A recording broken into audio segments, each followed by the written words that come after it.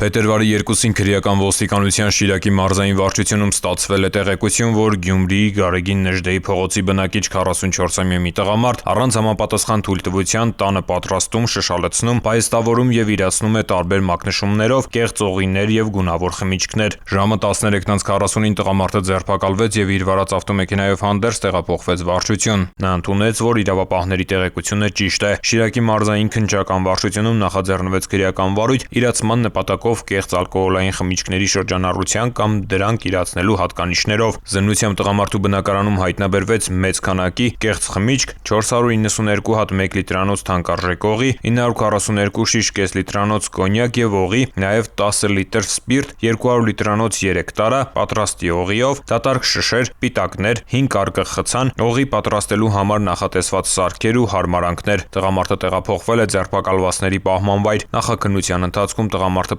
պետությանը պատճառված վնասից վճարել է 2 միլիոն դրամ։ Նախաքննությունը շարունակվում է։